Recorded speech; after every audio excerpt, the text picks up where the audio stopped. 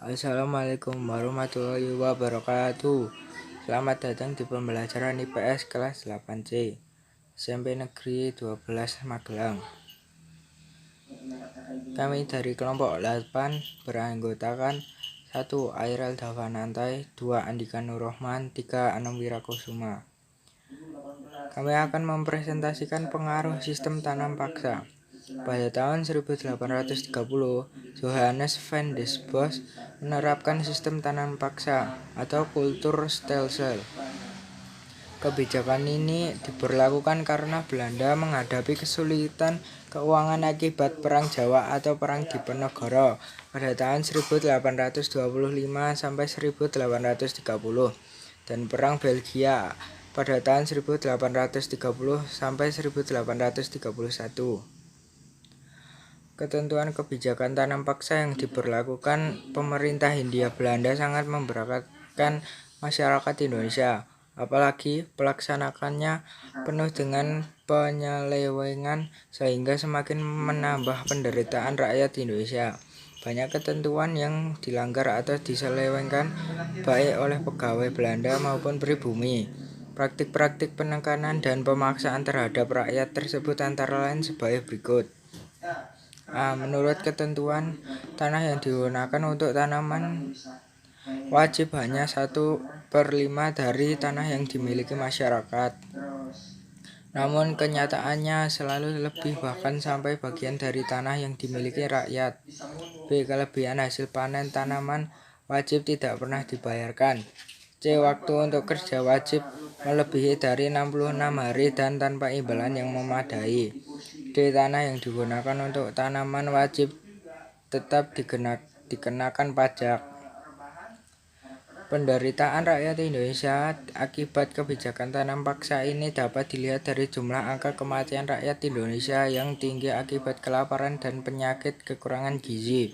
Pada tahun 1848 sampai 1850, karena paceklik 9/10 penduduk Grobogan, Jawa Tengah mati kelaparan. Dari jumlah penduduk yang semula 89.000 orang, yang dapat bertahan hanya 9.000 orang.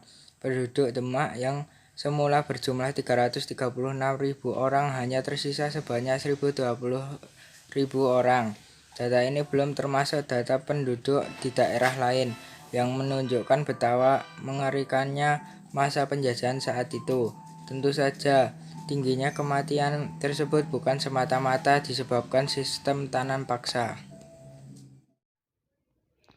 Sistem ini membuat banyak pihak bersimpati dan mengecam praktik tanam paksa. Kecaman tidak hanya datang dari bangsa Indonesia, tetapi juga orang-orang Belanda. Mereka menuntut agar tanam paksa dihapuskan. Kecaman dari berbagai pihak tersebut membuahkan hasil dengan dihapusnya sistem tanam paksa pada tahun 1870. Orang-orang Belanda yang menentang adanya tanam paksa tersebut diantaranya Baron van Heuvel, E.F.E. Douwes-Dekker atau Multatuli, dan L. Vitalis.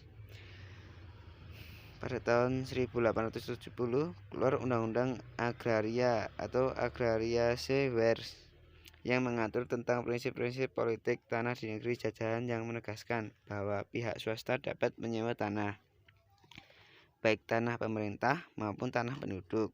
Tanah-tanah pemerintah dapat disewa pengusaha swasta sampai 75 tahun. Tanah penduduk dapat disewa selama 5 tahun dan ada juga yang disewa sampai 30 tahun. Pada tahun yang sama juga keluar Undang-Undang Gula atau Suikerwet yang berisi larangan mengangkut tebu keluar dari Indonesia. Tebu harus diproses di Indonesia. Pabrik gula milik pemerintah akan dihapus secara bertahap dan diambil alih oleh pihak swasta.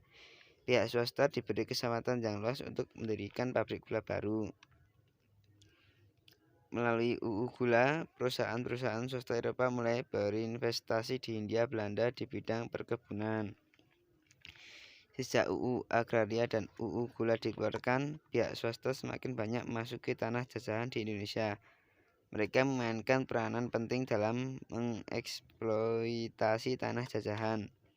Tanah jajahan di Indonesia berfungsi sebagai tempat untuk mendapatkan bahan mentah untuk kepentingan industri di Eropa dan tempat penanaman modal asing, tempat pemasaran barang-barang hasil industri dari Eropa, setelah penyediaan tenaga kerja yang murah.